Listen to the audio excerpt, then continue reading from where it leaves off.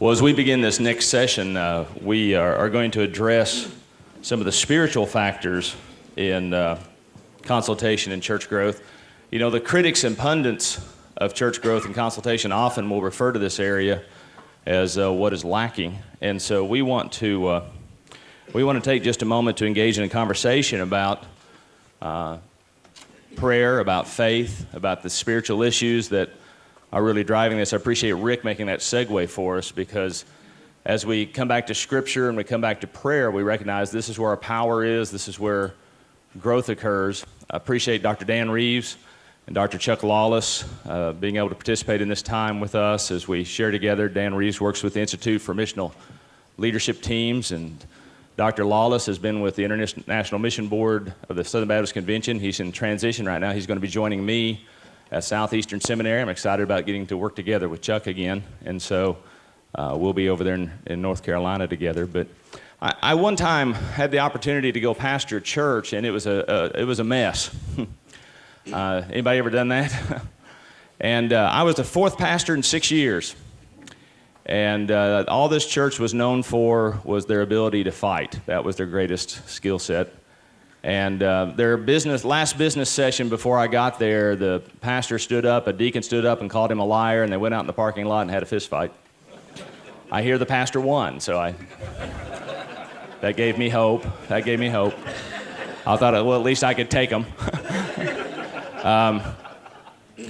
In those early days, we had a lot of debt and no leadership and no money and a lot of no's. And I began to pray and just ask God, what am I supposed to do in this kind of situation?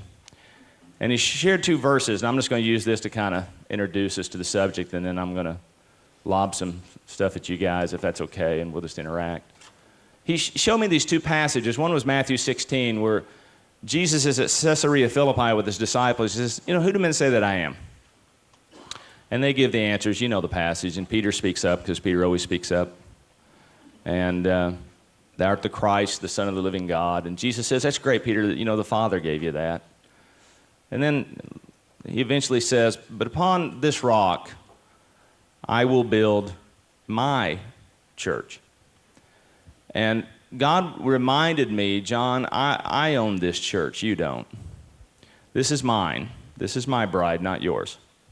And in 1 Corinthians 3, I'll cause the growth. Thank you very much.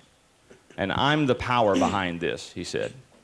And then he showed me John 15:5. Very simply, I'm the vine, you're the branches. He who abides in me and I in him bears much fruit, but apart from me you can do what?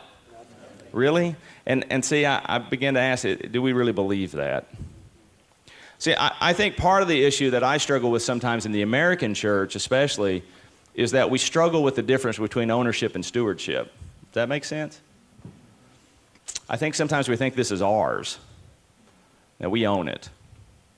And then I think because we don't necessarily believe John 15:5, we struggle with the sin of omnicompetence. The sin of ability. Like I can through Christ who strengthens me, but apart from him I can do what?